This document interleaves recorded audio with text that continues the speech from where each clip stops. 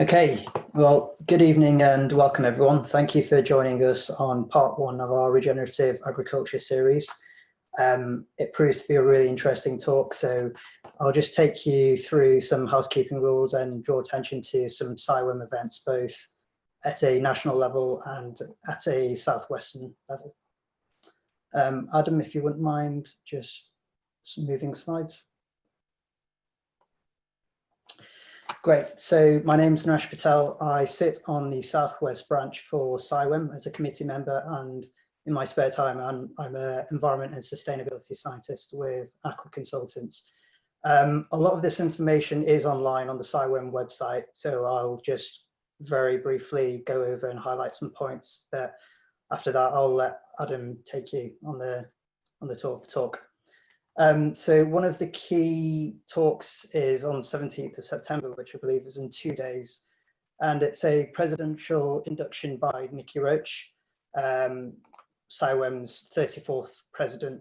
And the key theme is interconnectivity. So with everything that we've seen and we're currently experiencing with COVID, I think it's a really apt talk to talk about how we need to think of things as a whole system, and how solutions need to be quite holistic. So as a sort of spin-off, this talk today will coincide quite nicely with that. The Flood and Coast Digital Series is actually moved from a single event to now a 4-part event, and that will be kicking off on the 13th of October, and it will actually span into 2021. Again, there's much more detail on the website. Regarding the Southwest branch, for those of you who are on LinkedIn, we're there. So please search CIWEM Southwestern branch, and you'll find a fairly active network there with all of the committee members and general members in the Southwest all joined. So it's a great forum to ask questions of the committee members and to see what events are happening, both professional and social, though admit the social side's taking a little bit of a turn at the moment. Next week, actually a week today, we've got the second part of the Regenerative Agriculture series. So that's being hosted by my colleague, Carmen Van Einem. Again, there's more details online, but that will be led by Becky Wilson from the Duchy College. And we're also looking at establishing part 3. So that's going to coincide with World Soil Day. And that's going to be an academic perspective, potentially from Plymouth University. So more details on the horizon, which will be published when those have been defined. But yeah, it looks to be a really good 3-part series, especially with the environmental land management series that have recently occurred. All the webinars will be hosted and are hosted on CIWEM's YouTube page. So they're really accessible, no membership or login needed. Some general housekeeping. So, one thing to mention before I do forget, actually, the Flood and Coast Digital Series, that is actually a paid event. So again, the details will be on the website. Regarding housekeeping, you can see that there's a Q&A and chat function. So please keep general comments to the chat function and the Q&A. Any specific questions, pop into the Q&A box. I think what I'll be doing is looking for natural pauses and breaks within Adam's presentation and asking him questions throughout. So I say, please provide any questions you do have. Again, common courtesy, please stay on mute. And as I say, all of the webinars will be recorded, both the audio and the visual, and they'll be uploaded to YouTube. Next slide, please, Adam.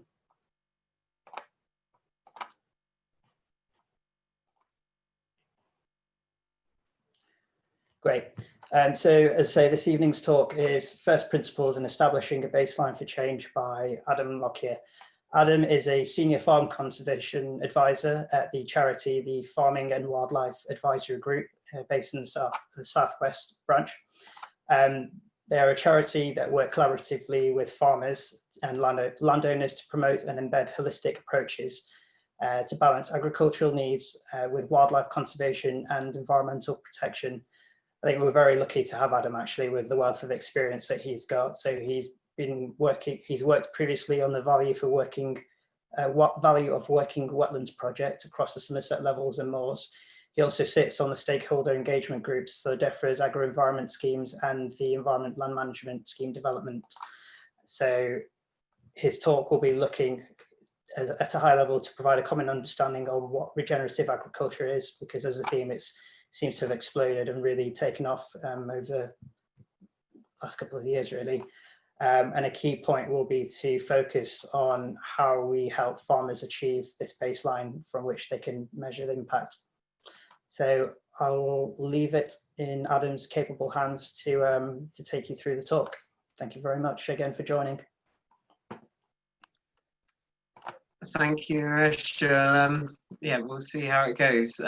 But good afternoon or evening, everyone. I'm not quite sure which mode I'm in yet. So, but as we, yeah, as Naresh said, as we go through the presentation, please feel free to post questions as we go. I'd quite like to be answering answering your needs as we go, rather than spouting off a 40-minute presentation. So yeah, I prefer answering your questions, so please keep them coming.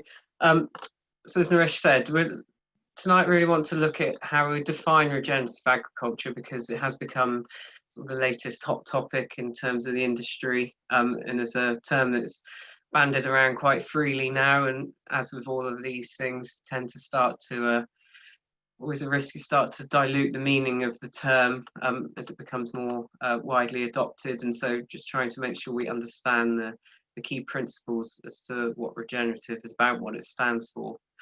But I wanted also to give quite a bit of focus around how we establish a baseline for change in terms of understanding the benefits and impacts that regenerative agriculture can have on the environment. And also I think it's a growth area in terms of the work that we're doing, and probably many of you who are involved in environmental monitoring in one form or another. And I think there are opportunities out there that collectively, as environmentalists, we can come together to help create methodologies and provide services and support to farmers who are wanting to demonstrate their environmental credentials. I'm going to generally try and steer away from too much reference to the environmental land management scheme and agri-environment support, purely because those are devolved issues, and I'm looking at this from a national perspective, and also going forward we're increasingly seeing a hybrid kind of funding mechanism where public and private sources of income could be available to farmers in a blended format to support and incentivize regenerative measures. So that's really the sort of theme and the objectives behind what I'm going to talk about. And also at the end, we'll just dwell on a couple of case studies of some farmers that we're working with and the activities that they're undertaking as kind of inspirational farms that show what can be done within the sort of regenerative brand or approach. One of the keys, sort of fundamentally, to the whole idea of regeneration, from my perspective anyway, and the definition that I've come to relate to most, I suppose, is that the environmental goods and services that we benefit from as a society are the consequence of land management practices that we apply to the land. And over time, an equilibrium is reached between the practices that we're applying and the value of those goods that we're offering, whether that's poor or good, anywhere on that continuum. So observing the continued decline in biodiversity and environmental conditions generally across the landscape suggests that we're not even in the equilibrium within our current system, otherwise we're going to see a continued decline. And so without fundamental change really to our current systems, we will expect that decline to continue. And that's where regenerative farming as an approach is really critical in terms of securing a sustainable food production, but also the environmental benefits that agriculture can provide society. And increasingly those are becoming marketable goods that the farmer can supply to any range of potential funders under this public goods for public money for public goods type approach that we see government adopting.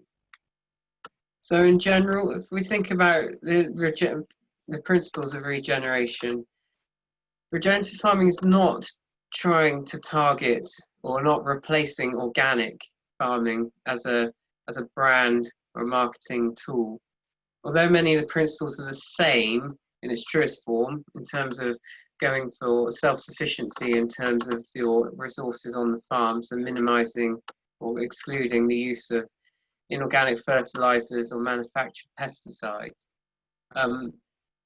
What's critical is the journey towards that regeneration, and by its definition, regeneration implies that there's the potential to make continued improvements, and we're looking over a longer time period than and so this transition really of the food system is critical, because one of the common criticisms of organic farming, for example, is that it's often seen as converting from conventional to organic pulls the rug out from underneath the production system, and so you can then result in quite dramatic yield losses in the short and medium term. There are plenty of examples of people who've done it differently, but on the whole, that's what we would experience. And by taking a regenerative approach, it's about understanding the elements of the system which are a barrier to progress in terms of environmental outcomes, and looking at what the limiting factors are within the system. So that might be the soils, or it might be the livestock and their breeding, their genetics. It might be the sward condition or the sward health in terms of the species that were in a grazing system. Looking at why certain weeds are a burden within a farming system, and what pre-existing conditions are promoting those species, and how we can address those rather than taking a sticking plaster kind of type approach and either putting on more nitrogen to increase growth or applying pesticides and herbicides to control weeds. So it's looking at how we work to rebalance the system. And so that might be a relatively long process. So when the work that we've been doing with some of the regenerative farming standard companies, which we'll come on to later, who are looking at that regenerative farming as a brand, looking at longer term plans, sort of 5 to 10 years in terms of your approach to that transition, and thinking of it as a journey to being more regenerative rather than a rapid conversion. And as a system, we need to ensure that farming through regenerative practices is adopted across the industry and not targeting the 3% or so that's currently as organic. Within the UK, 72% of our land area is under agricultural use if you exclude woodlands. So that's around 17.5 million hectares, and then another 3 million or so of woodland. And within those 17.5 million hectares, about 60% of it is arable land, and about half of that area is wheat. So we have a very wheat-heavy food production system, which is, well, I would consider as an alarming dependency on a single crop within our agricultural system. And that grassland is utilised by about 1.5 million dairy cows, with the average herd around 140 cows, about 1.4 million breeding beef cows plus followers in the UK, the average herd being around 80 cows, and about 15 million breeding sheep. Again, the average flock size about 275 ewes. So there's a large number of holdings out there, influencing a large area of our landscape, and to see meaningful change, we need to influence all of that really if we want to address the climate and ecological emergencies that the country is facing up to.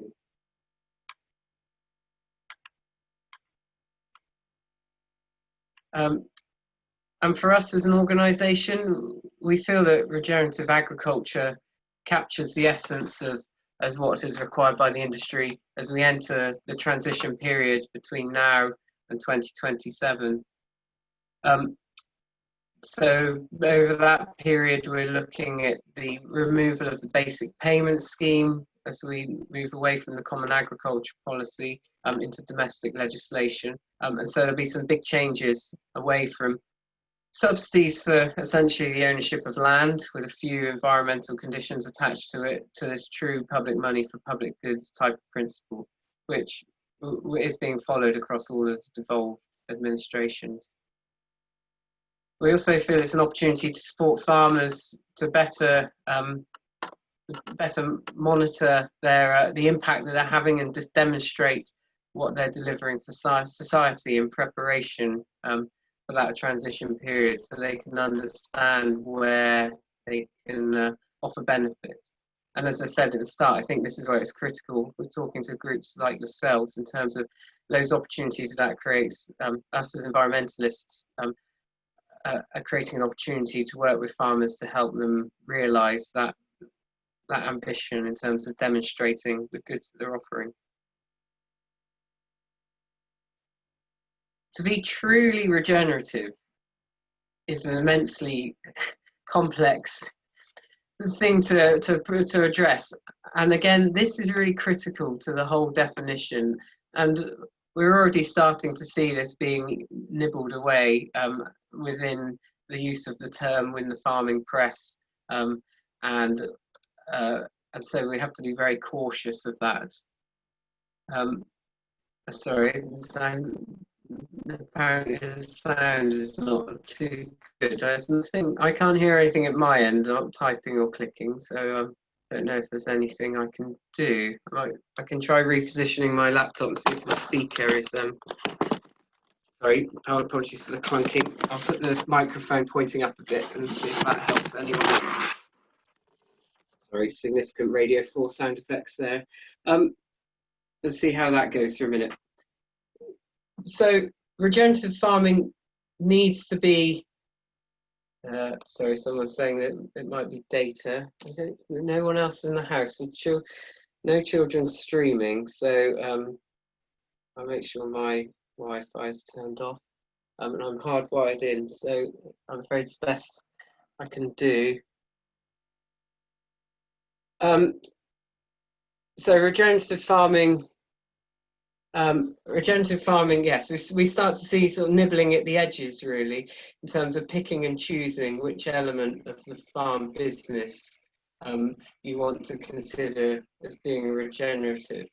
But really it has to take a holistic approach to the whole farm system. So we want to look at the biodiversity, so the diversity of life that's on the farm within the habitats present and the species. We want to see improvements in soil health, so looking at the function of soils both in terms of its structure and its ability. Yeah, sorry, I will turn my video off and see if that benefits everyone. So soil health, yes, looking at how it functions in terms of good crop growth, whether that's a grass or an arable crop, but also carbon storage and water retention. So a whole range of soil functions, and we'll look at some of those when we talk about monitoring in a minute.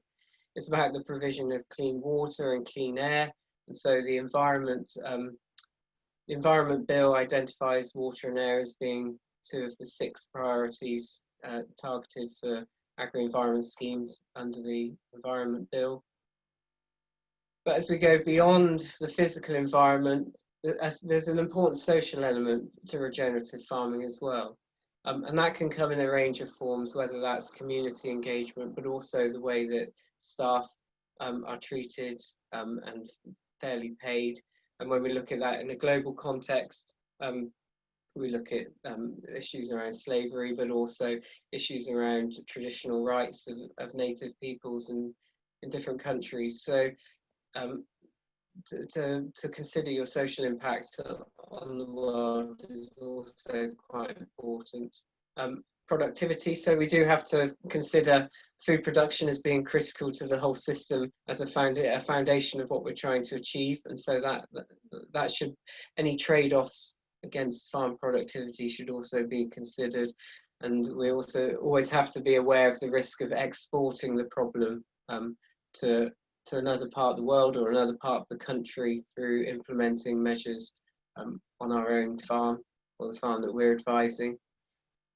And also from a financial point of view, because farms are businesses and they do need to be sustained financially to provide an income to those who are operating the farm. And so again, we have to ensure that those trade-offs don't compromise the ability to run a business.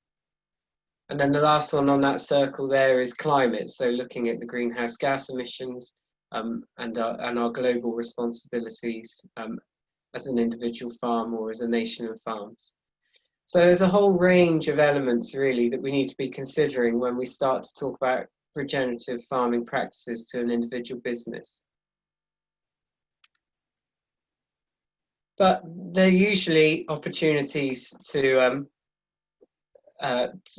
combine multiple benefits within any particular measure on a single farm.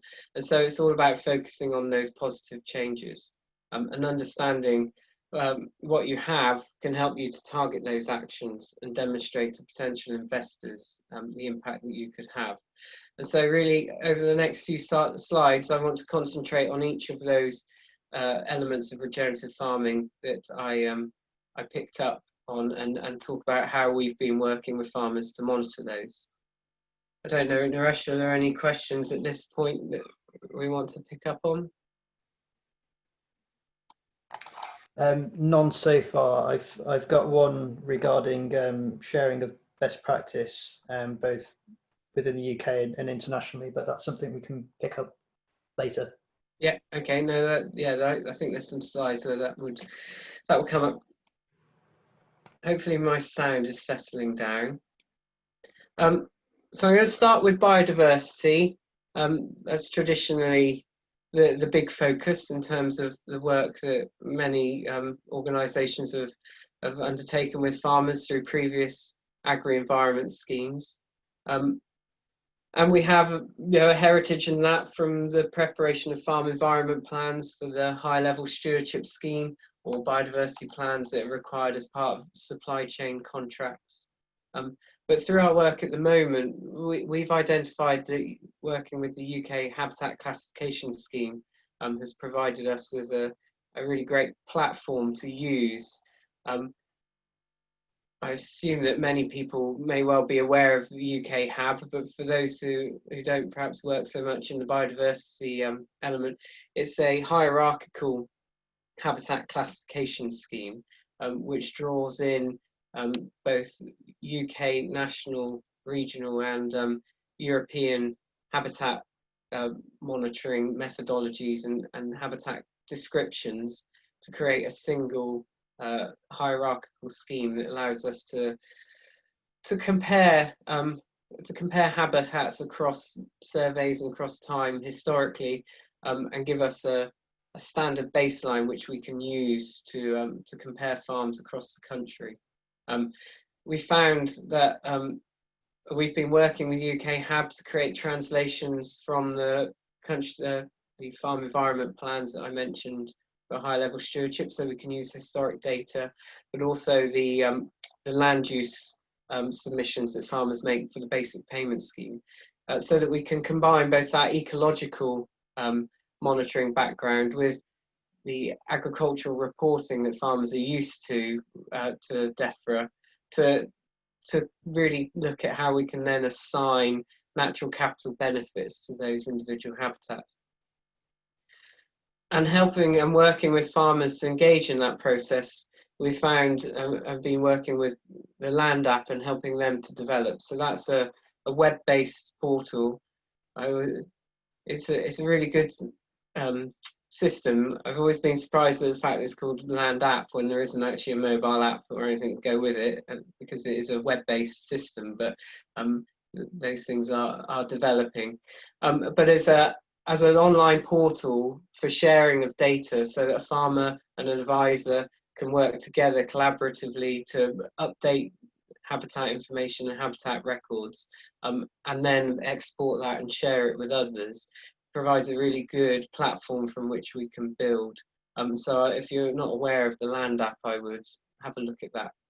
And then also there's opportunities, particularly for local environmental record centres and other apps that we see coming on for species recording and encouraging farmers to note and record the species that they're seeing around their farms. Yeah, some are already highly engaged, some are often actually quite removed from their environments because of the pressures that they're under and the types of farming systems that they have, and have lost that connection with the species that they find on their farms. So some of the apps like iRecord are a really good way of engaging with people to get an association with the species that they see on their farms and to share that information. This slide is an example UKHab classification baseline map, which we've been using for natural capital recording in Gloucestershire across a large estate made up of several farms. But as soon as you start to use that common methodology and you can create these seamless habitat maps across the landscape, which can be based on a range of survey data sets over time, you can then start to look at how we create corridors or linking up between holdings to deliver natural capital benefits at a landscape scale, and provides an opportunity for greater collaboration for farmers, but also for them to come together and show communities, whether that's at a parish level or another defined boundary, catchment, subcatchment, which are often quite popular. You can start to look at these things in a whole. So that's just the biodiversity element, very, very briefly. If we move on to look at soils, again, oh sorry, there was a UKHab question. Should I pick that up now, Naresh? Can you give examples of what the UKHab parcels are or mean? Yeah, if we just snip back to that previous slide. So I mean, for this area here is predominantly arable based. So all of the orange coding is arable habitats. The solid green colours are woodlands, and a darker green, which there aren't very many of. The dotted ones are woodland habitats. So we can start to see quite quickly here where the hedgerow network is within the landscape, and where we might be dealing with isolated grassland habitats, where we could consider joining up, creating connecting habitats.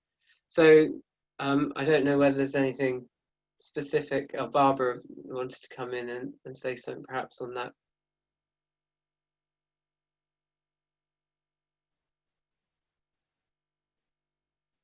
Are you there, Barbara?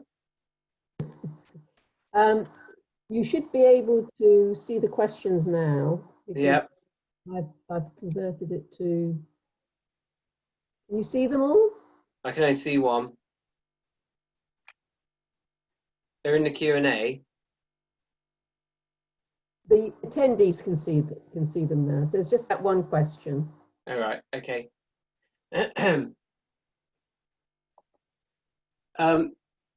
So yes, so that's so we can start to look at opportunities for new habitat creation. It's very small. I can start to shade in here and say, well, actually, we've got this grassland area to the north along this river plain. We've got an interesting grassland here potentially. So, what features can we build into the landscape to help join those up? So it's a very powerful approach to be able to bring all of those data sets into a common language, and every priority habitat and downwards found within the UK is recorded within that system. So that's biodiversity. If we move on to soils, my annotation has remained. Let me just see if I can delete that, or it looks like a 2-year-old has joined in the presentation. So soil health. There's a whole range of different matrices that we can use to assess the health and function of soils. And I've put a few examples on here. The future seminars are going to focus in much more detail around soil, so we won't go into great detail here. But one of our key drivers really is just encouraging farmers to ensure that they've got a spade in their tractor cab, and whenever they're undertaking any form or considering any form of cultivation or grazing management, that they make an assessment of the existing conditions below ground and identify whether any intervention is required. We find that you can go from both extremes, from a point of view of unnecessarily cultivating just because you think it might be needed, and therefore risking either doing greater damage than the issue you're trying to resolve, or just wasting time and money in undertaking that cultivation, or just doing the wrong thing and not ploughing or cultivating deep enough to actually resolve the issue. But equally, often one of the best measures in terms of restoring soil structure is time, and just thinking about how changing your management practices and your timing of operations, or the operations that you're undertaking, can make the difference without the need to put steel in contact with the soil. And so really understanding how your soil is performing is critical to doing the right thing. So I've put up a link here to the Soil Mentor, which is a really good reference point to go to, which describes the wide range of measures that we could be undertaking to monitor soil health. Farmers are very, particularly livestock farmers at the moment, are really under pressure from the point of view of the kind of attention that livestock farming has in terms of its environmental impacts, particularly from a climate change point of view. And so really keen to demonstrate the carbon benefits that are within soil. But I would say there are some big caveats to put under that in terms of the methodologies that we use for monitoring soil carbon. And you talk to enough soil scientists and you'll get enough different opinions, and there's enough variation within the sampling methodology that it's very difficult to have a sort of industry-wide common methodology which is accepted by all. But really the key is monitoring soil organic matter and using the same methodology and doing it at the same time of year in the same conditions, so that at least you have a comparative result that you can get an indication of general change in. But from a point of view of most of the way the agri-environment scheme's going, we know that there are other proxies that help us to tell us the general health of the soil. And so visual assessments of soil structure is the most kind of common, practical approach, taking a spade out and digging a soil pit and looking through the profile, just ensuring that the soil is not too wet or too dry when you do it, and then identifying any degradation, so any compaction or any poor aggregations, so any poor soil structures. Earthworm and dung beetle counting is a really good fun and engaging way of getting farmers to think more about how the soil is functioning as an ecosystem. Slake tests, which if you go onto the Soil Mentor website, you'll get more information on. But that's looking at the strength of the soil aggregates. So when they're immersed in water, how well they hold together. And the greater the organic matter content, the more resistant to slaking or dissolving in the water that soil is. And for those who are real purist regenerative farmers, this idea of rhizo sheaths is a really hot topic. And I've got a slide later on with a photo with a really good example of rhizo sheaths. But that's really about looking at how dirty the roots of the crop are that are growing in that soil. So if you take a plant out of the ground, how much soil is stuck to those roots? And the soil sticking there is a good, it shows you that there's good microbial activity going on and good fungal activity.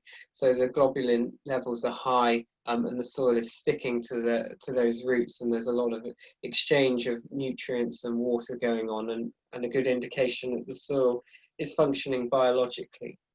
Whereas if you dig a plant out and it's just got bright, shiny roots, then that tends to be an indication that you have more of a bacterial dominated, less bioactive soil. Adam? Yes. We've just had a couple of questions come in regarding this slide.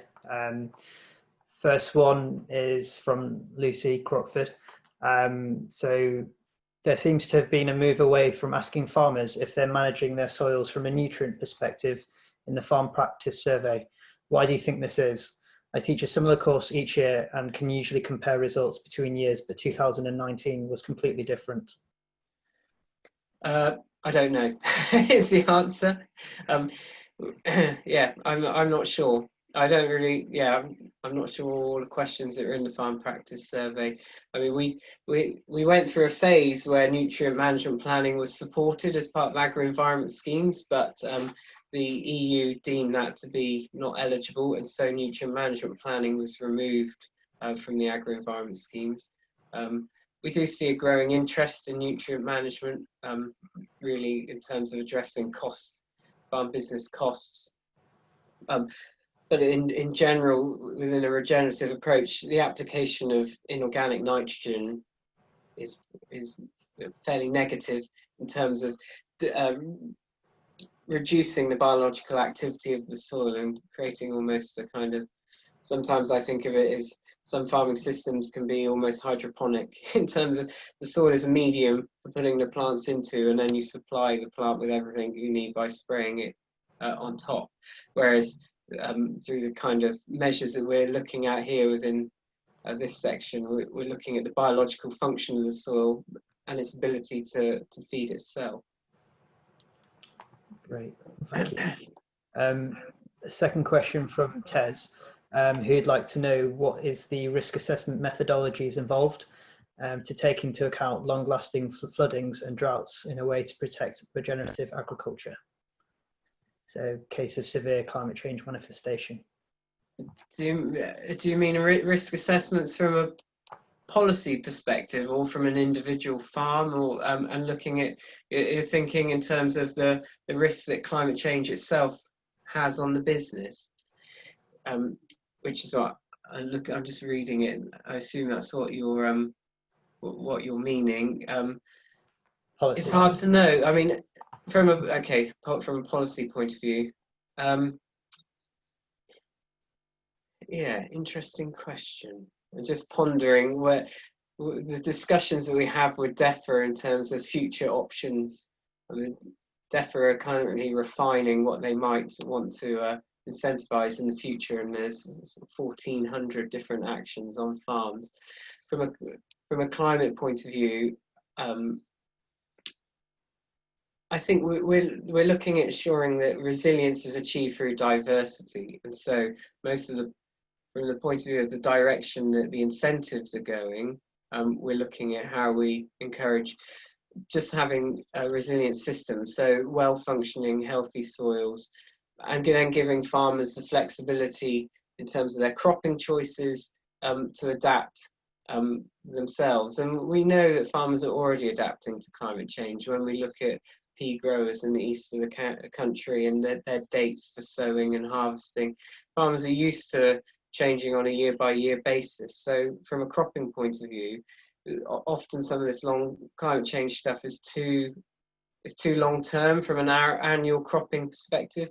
When we're looking at trees, we are looking at more flexibility from a policy point of view in terms of considering what is a native species and what would be acceptable when we're looking at a 50 or 80 year lifespan of a tree that's going in the ground, and what conditions might be there in the future. Thanks, Adam. Another question that's come in from Stephen, who's wondering about your thoughts on the use of biochar to sequester carbon and increase soil fertility. It might be something that it's a tool more apt for Becky, but the background to that is that Stephen's worked on a project in Sweden where biochar was and still being produced from residue biomass from seed production that would otherwise be wasted or decomposed. Yeah, so a lot of interest in biochar has grown from the likes of Alan Savory and the work that's gone on in more arid climates. And I would argue that the biochar, where you're dealing with what I would think of as man-made soils, or does have a high potential in terms of addressing some of the issues there and very degraded soils. I think it probably has potential, but I think from what I've seen, there's a lack of scientific research in terms of really its value at a widespread scale. But there are certainly benefits from its use, and there are also a whole range of other soil treatments that are being talked about that look at mineral lockup of carbon within soils that the NFU are referring to in their net zero ambitions for UK agriculture. But from our perspective, we're very much focused on looking at natural processes and the tools that we currently have available to us, and keeping an eye on the science and adopting those things as they become accepted and proven to be of a benefit. But yeah, it's potentially a tool in the box. Thank you. Another question here.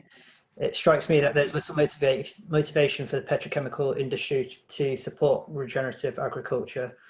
We've seen how hard that industry has worked to muddy the waters over climate change and CO2 emissions. So why would they support this? Why won't they obstruct this change towards self-sufficient farms?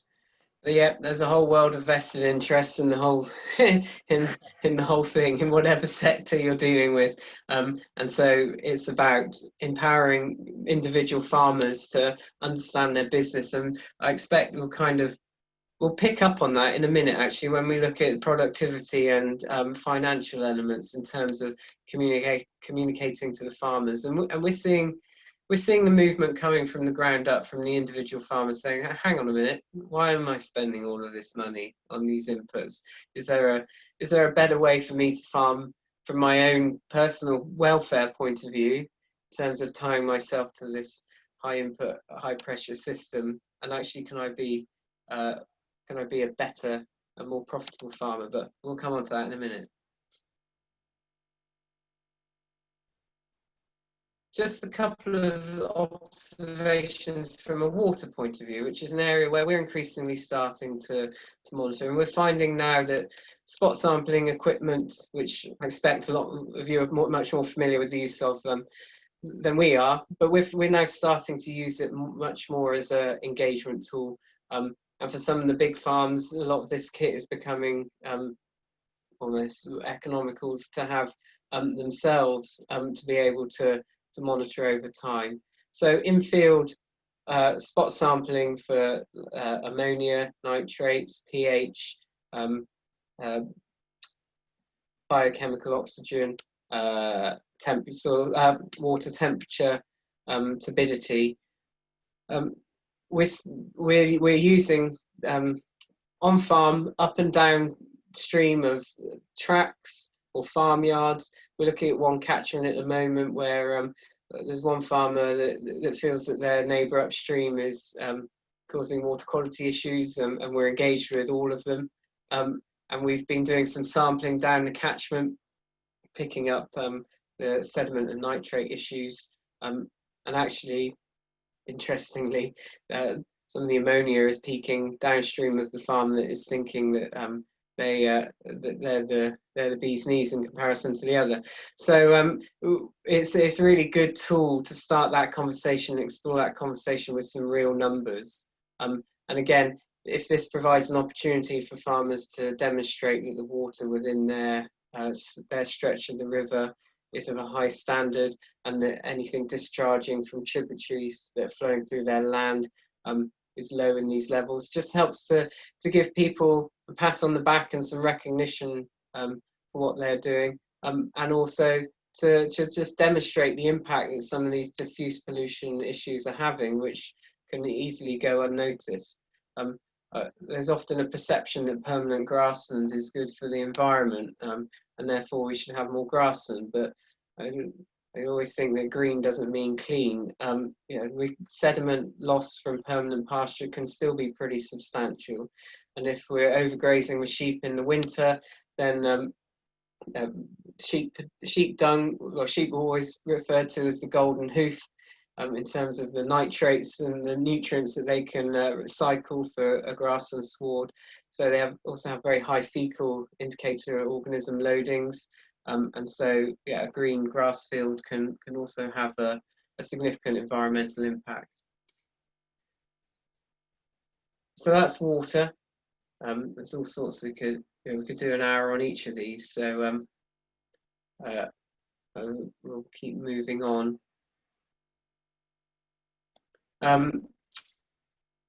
Air quality, again, another target within the Environment Bill. We've seen in the past the farm ammonia reduction grant to support farmers covering slurry stores and lagoons, and we would expect to see more of that. But ammonia emissions are really one of the key targets from an air quality point of view from agriculture.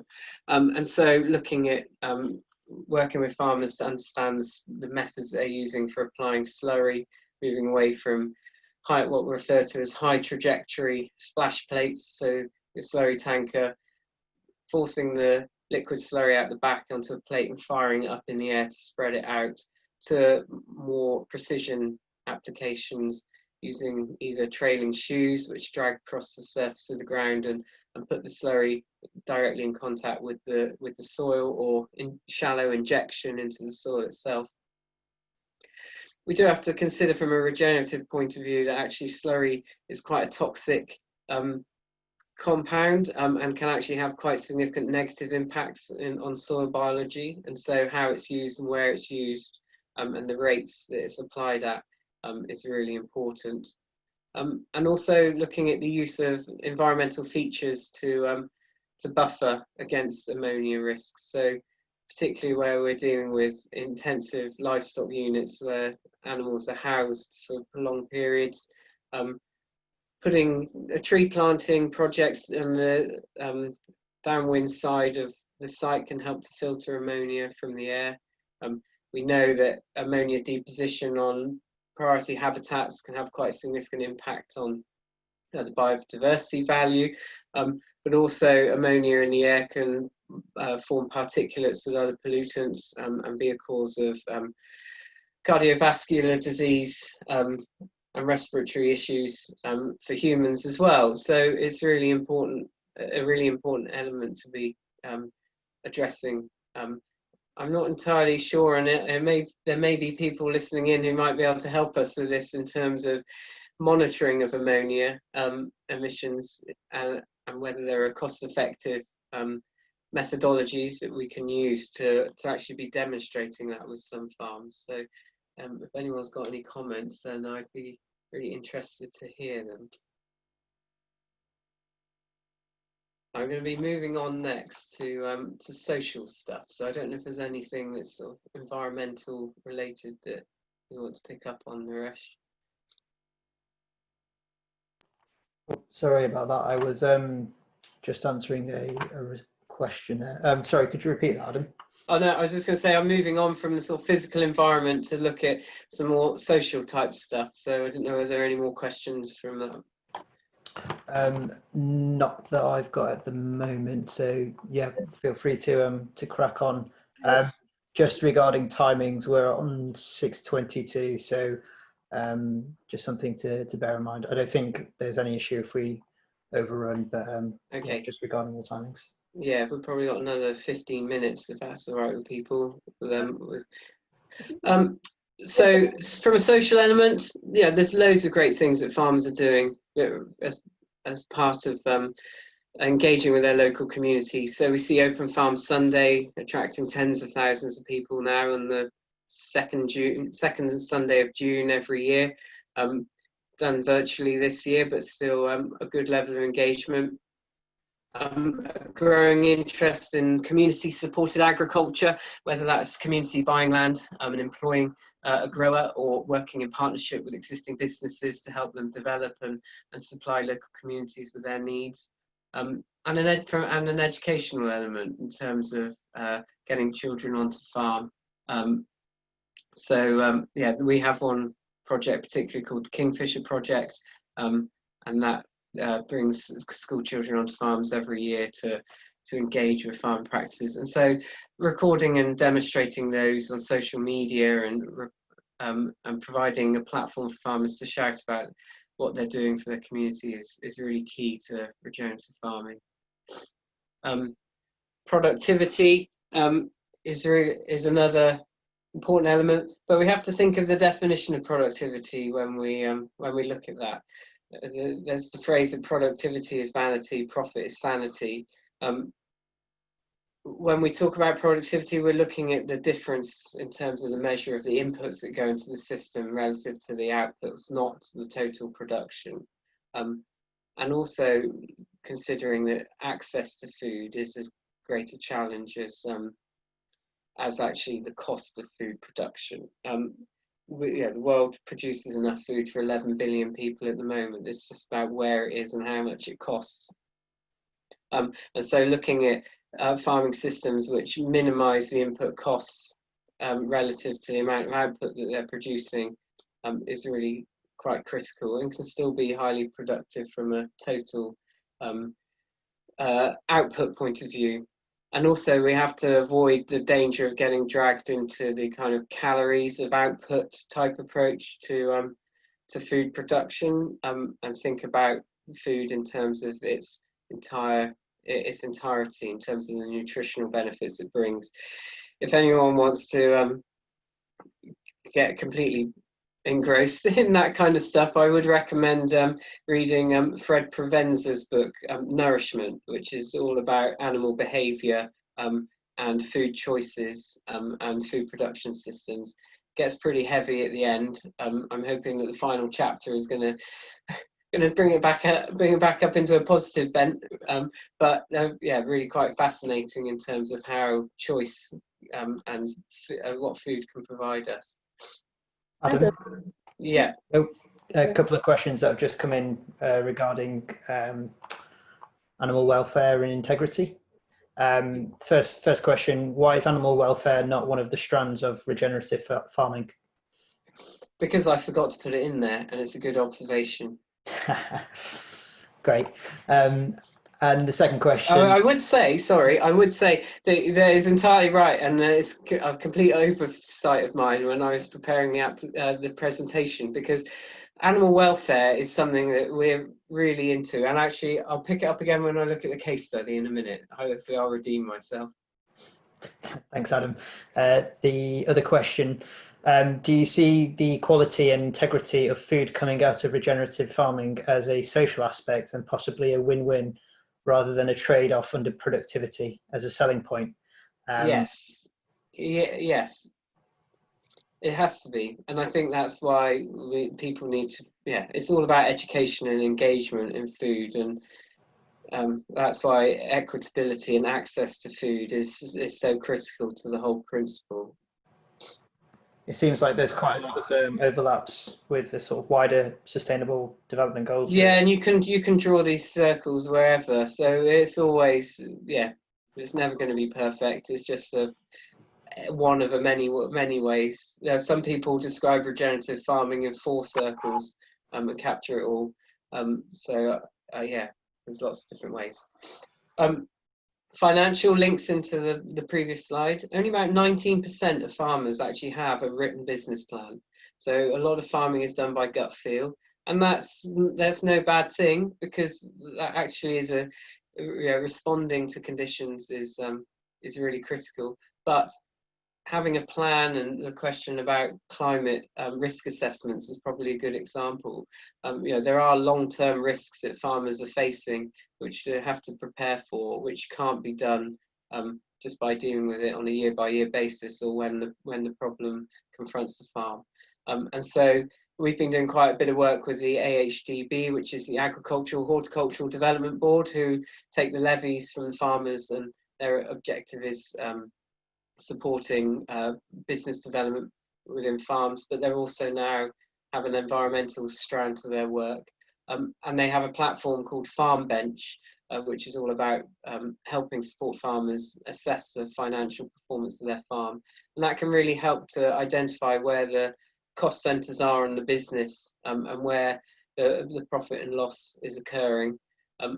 But you also, with all of these things, have to look at it in the whole. This is where we come back to regenerative, because one element of the farm might be loss making, but actually it's fundamental to supporting other elements of the production system. So it's not a straightforward process. The question's just come in, Adam. Have you any good examples for business plans that can be shared? Is that something that there's an online resource, a database, or is that something that potentially is going to be developed over time? Well, I think the AHDB, if you go to there was another link which I didn't stick onto here, which I think is ahdb.org.uk/writing a business plan. Yeah, we're quite keen to promote and support the work of the AHDB, because they're independent from the point of view of they are acting on behalf of the farmers, because the farmers pay them the levies, so they're not trying to make a profit from writing the plan for farmers. So I would refer to their resources. Just keeping on moving, so climate in a similar way to the farm bench and finance stuff. I think at the moment, from our point of view, engaging farmers to do a carbon footprint, and these are the three most common tools that are freely accessible to farmers, and are quite user-friendly and reliable, and all work along similar methodologies. The big difference with the Farm Carbon Toolkit, just doing a pitch for Becky and the presentation next time, is that also includes sequestration, both looking at soil carbon sequestration and trees and woodland for carbon sequestration, and also hedges, and we're working with them to look at other habitats that could be included.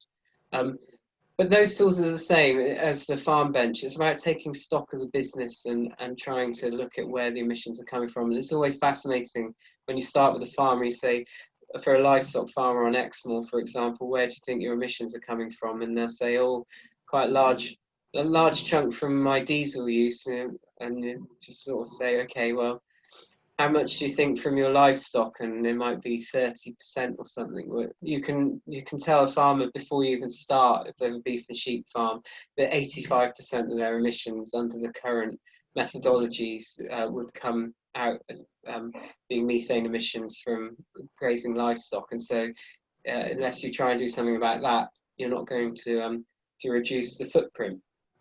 We won't go into the GWP star methodology for taking account of methane, which reduces that by about those emissions by 90%. But that methodology hasn't been adopted by the Intergovernmental Panel on Climate Change, so it's not an accepted methodology, but it could be quite game-changing in terms of the perception of the impact of livestock systems. So those are that's the overview of some of those key elements, minus animal welfare, but we'll come back to that. Just a couple of quick slides in terms of how you demonstrate those credentials. There are some regenerative farming or sustainability matrices or tools that give you a number at the end, which we just find completely meaningless. So I think if you're interested in how you demonstrate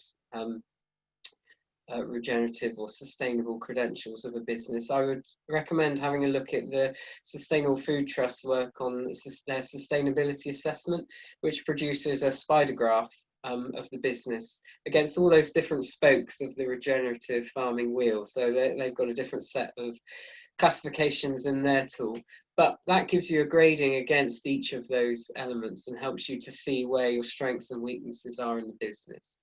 So we'll circulate the links for this afterwards, which you can look at in your own time, but I would seriously recommend exploring that in more detail.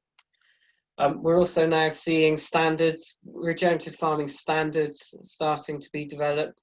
And so two of the leaders in that are A Greener World, who are predominantly an animal welfare accreditation business, based predominantly in the States, but founded in the UK, a not-for-profit.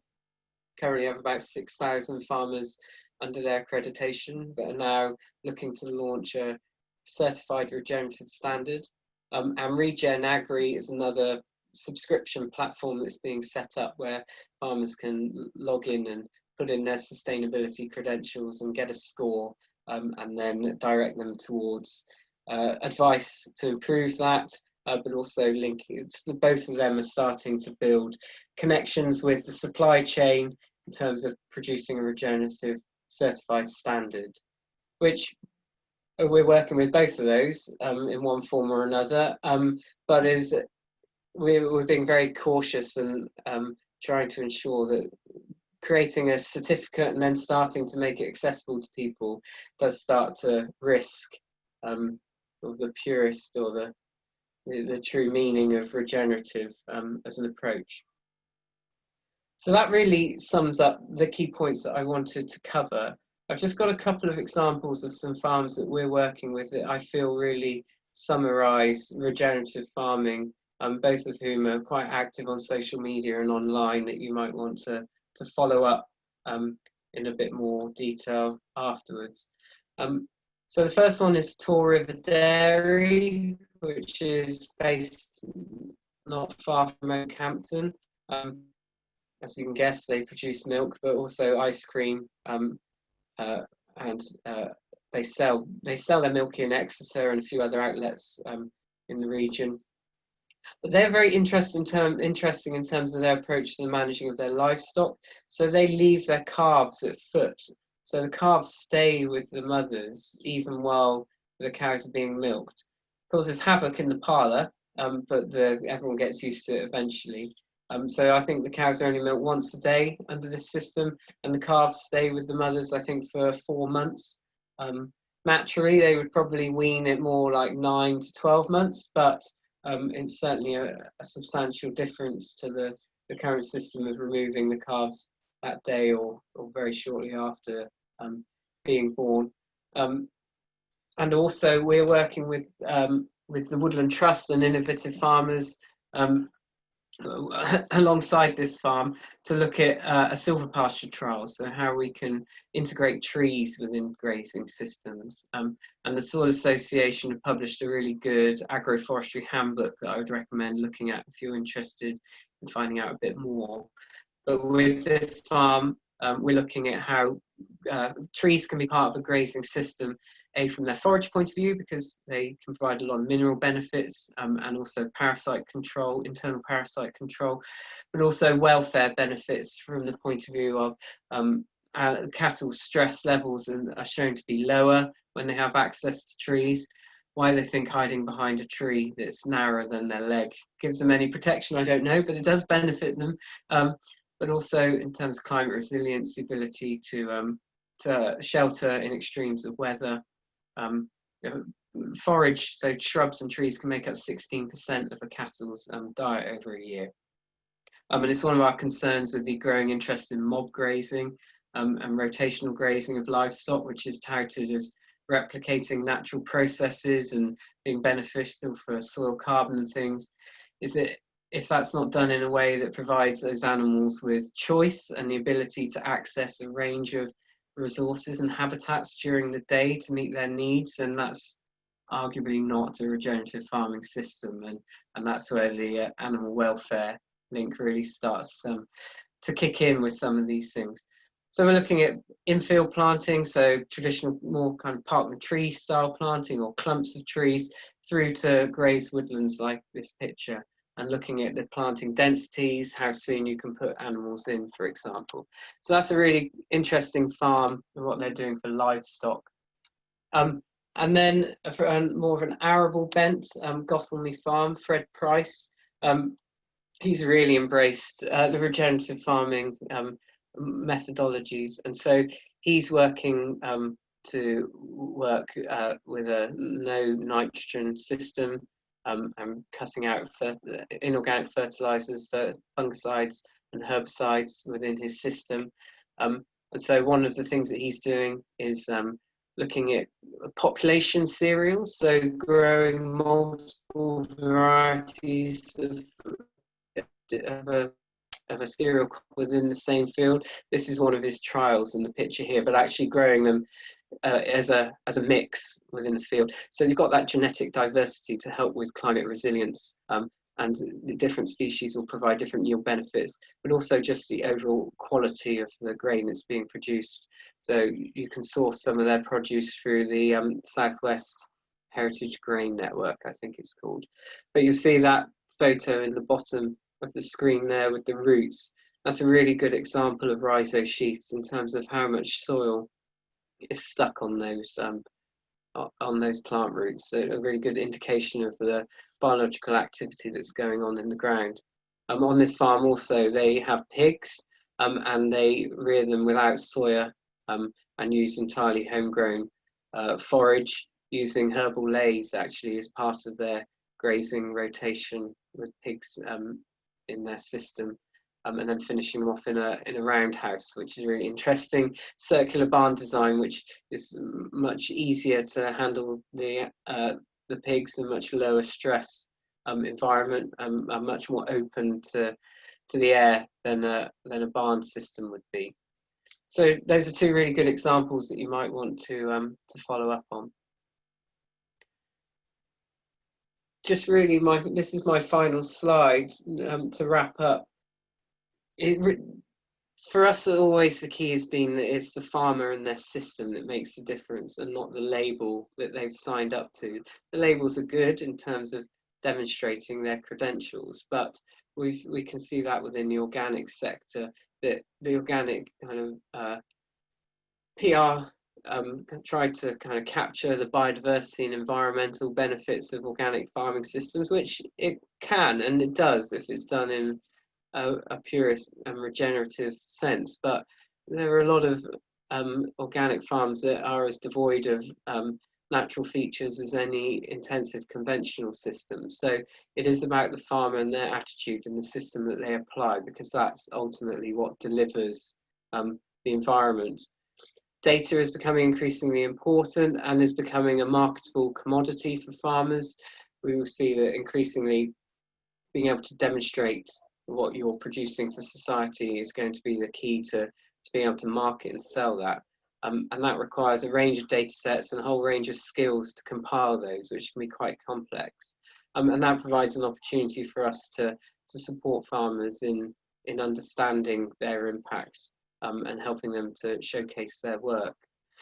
And it's certainly key that all the indications are that delivery of public goods will be crucial to farm businesses going forward, whether that's through buyers in either the public or private sector buying the public goods or services that the farmer is providing. So thank you very much for listening. If there's any more questions, I'm still free. So yes, thank you very much. I'll turn the presentation off. As I say, I'll convert it into a PDF and share it so that you've got the links. And I'll put the video back on for questions, if that's okay. Thanks, Adam. Barbara, can we get the slides and the PDF online on the CIWEM website? Yes, if Adam is happy to share them. Great, thank you. I'm not sure if there are any more questions coming in. I'm just conscious that I need to pop off myself, but I guess one question I had, Adam, was everyone is aware with, well, the political changes and with Brexit happening and further, I don't want to use the word milestone, but milestones on the horizon. Do you see there to be a real role for regenerative farming in terms of lessons learned and what we can potentially share with other countries going into Brexit, or what we can learn from other countries with coming into Brexit? Yeah, I mean, I was on a regenerative farming webinar with some farmers from Namibia, Canada, the States, and Australia a couple of weeks ago, and it was amazing to have the conversation, because everyone was dealing with exactly the same issues and exactly the same conversations, complete extremes in terms of the environments that we're working with, but exactly the same issues around mob grazing and animal welfare. It's quite interesting. So there's a real momentum behind it, and there are enough international obligations, and I think we've got to look forward as this being the way really to work in the future. And I can't, there's too many drivers behind it all in terms of the green recovery post COVID-19, the climate emergencies, the health emergencies. You know, we're increasingly looking at how we link up health budgets alongside agricultural income to help in terms of facilitating access to land and community engagement, and just the environment for people to get out into. We see social prescribing, don't we now, in terms of access to green space.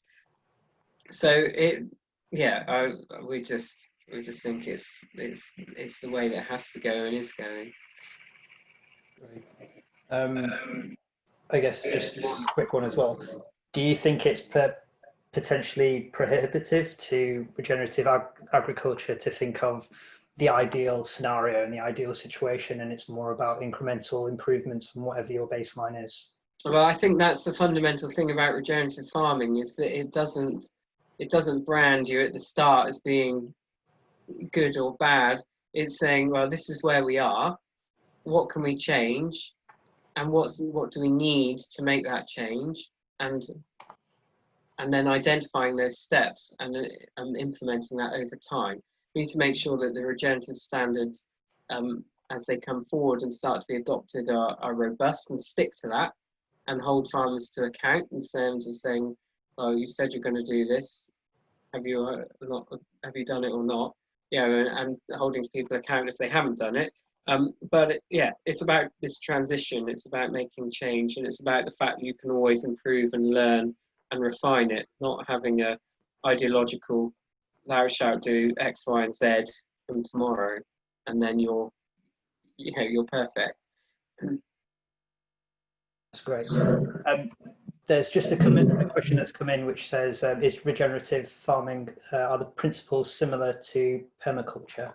And before I let you get onto that, I may just have to sign off myself due to time constraints. But Barbara, if it's okay for you to run with the Q&A. That's fine. That's brilliant. Okay, well, yeah, Adam, thank you very much. It's been a really interesting talk, and I'm sure we'll pick up after this. But yeah, thanks again for joining. That's right. Thank you for inviting me along. Yeah, brilliant. Yeah, permaculture. I mean, I must admit, I do have a loose interest in it, but it's not really in kind of mainstream language in terms of with the farmers that we're dealing with. I think there's a lot of overlap with these things. You could look at biodynamic farming systems and what makes those systems so successful.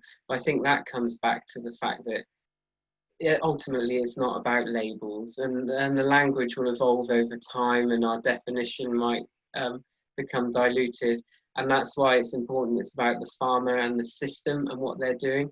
And the first organic farmers, it wasn't that organic farming was so great, it was that those founding farmers were really good farmers to start with, just the same as those who make a permaculture system work or biodynamic system work. It's just that they're really good, and that they have the attention to detail and an understanding of the system that they're working with. With another question, given the complexity you've outlined of farming systems, especially under regenerative approach, and the need to better understand environmental aspects, do you think farming needs to be professionalised, i.e. through training pathways or continuous professional development? Yes, and we're seeing that happening. Whether it gets to the extreme of essentially having to have a license to farm, I don't know whether the political will would ever get that stage, but that's almost the kind of, I'd be careful in terms of the way I use that kind of language and who I was saying it to, but we are seeing that, and we in terms of policy development around regulation, I think that it's generally a good thing that we're seeing greater, well, the ambition is to have greater enforcement against illegal and intentional environmental damage, and greater reward for good, positive environmental delivery, which the current system doesn't do. And that will drive professionalism and will probably take some people out of business. So long as we make sure that's done in a way that's socially acceptable and works for those people and gives them a route out, rather than any sort of negative social impacts of doing that.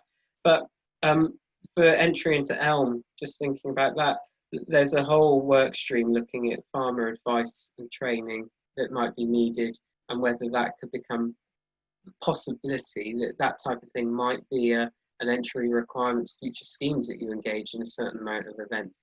We have it for Neroso for pesticide use, so the models are there. Another question from Tanya. Can there be a comment on net gain, 25-year certification and CSF timescale of payments? Can we do changes towards the implementation of ecosystem recovery networks with commitments built around a trajectory with an agreement underpinning this, the longer term delivery of certain public goods agreement? There's several hours. We have our concerns. I know that ecologists have their concerns about the net gain principle, and we're seeing increasing interest in jobs. People applying for jobs with us from consultancies where they've had enough of monitoring decline and dealing with regulatory compliance, rather than helping helping to see significant environmental improvement. But we are delivering for Natural England on net gain project on the Great Crescent Newts on the district level licensing work across the southwest, which is proving interesting. I think we're following it really and trying to assess the kind of moral questions around there. There's a thing about CSF payment time. I wasn't quite understood, because CSF is catchment sensitive farming, or do they mean countryside stewardship? I'm a bit not sure how to answer that one. I mean, the RPA, there have been a lot of issues with the payment of environmental schemes to farms. Sorry, I got a sneeze going. And the RPA inherited the schemes from Natural England with a 3-year backlog, but that's now pretty well resolved. And the RPA are actually getting payments through to farmers much more timely now, and we're seeing quite good improvements for that. And I can't remember the final part of that question. Oh, ecosystem recovery stuff.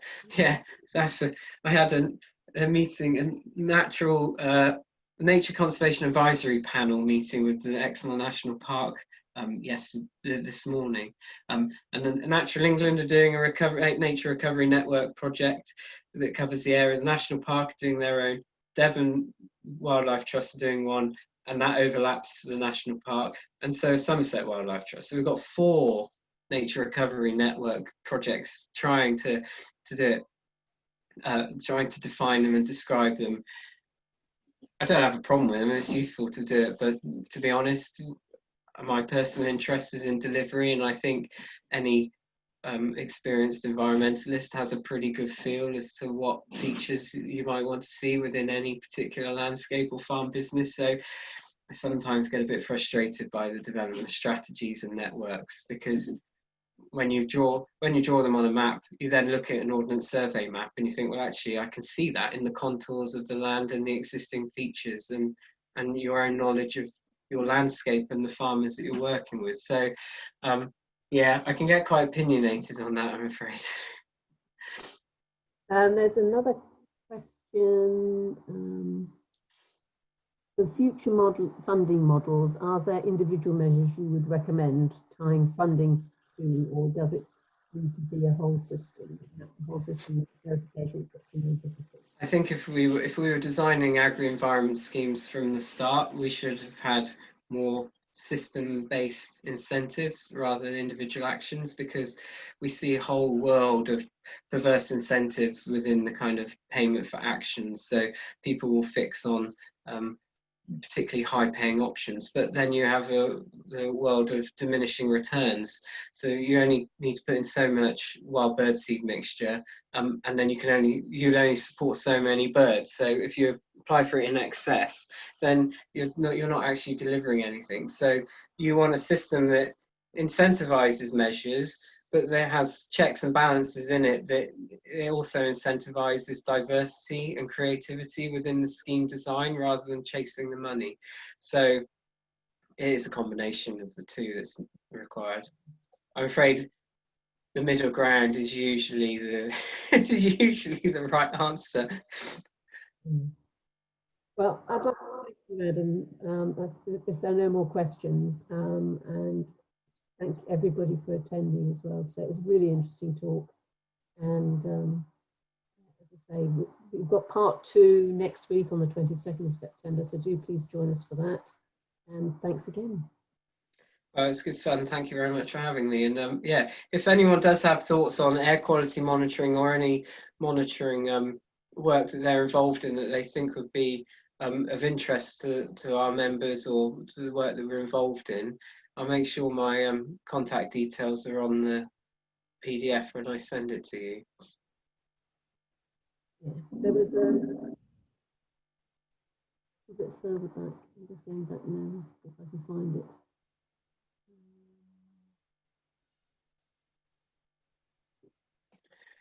We've got it. In fact, the flip side is that we have such rapid declines anyway. Well, I mean, a lot of people are a bit sick of just monitoring decline and actually wanting to see action. And to be honest, in general, if you can't really go too far wrong.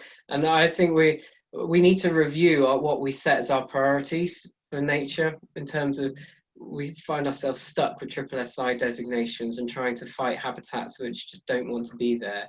And take a much longer term approach to habitats and the environment. So if I use my Exmoor example, really we may want to preserve a similar amount of moorland on Exmoor, but actually where it is should change over time. We should be looking at a 50, 60 plus year transition, with woodland coming up from the combes onto the moorland, and then coppicing it and resetting it on a time frame that we're just not used to dealing with and addressing, which I think gives much more space for wildlife to do its thing. And it's those transitional habitats which usually have the most diversity and can easily be neglected. So that's why I'm much more in favour of being creative and just giving the space. To keep it dynamic as well, the dynamics going, and because there are natural processes that would normally go on as well, and connecting up spaces. It's no good having a wonderful nature reserve if it's surrounded by urban areas and so on, or arid habitats. Yeah, my personal ambition was the West. Yeah, sorry. The West Country is full of species-poor permanent pasture. If we could just change grazing systems, that we can increase the diversity for pollinators by 10% across the majority of that grassland, we deliver so much more than trying to restore 10 hectares of species-rich grassland. Right. Well, I will say goodbye to everybody, and again, thank you to Adam, and thank you for all attending. Great. Thank you very much. Good night. Good night.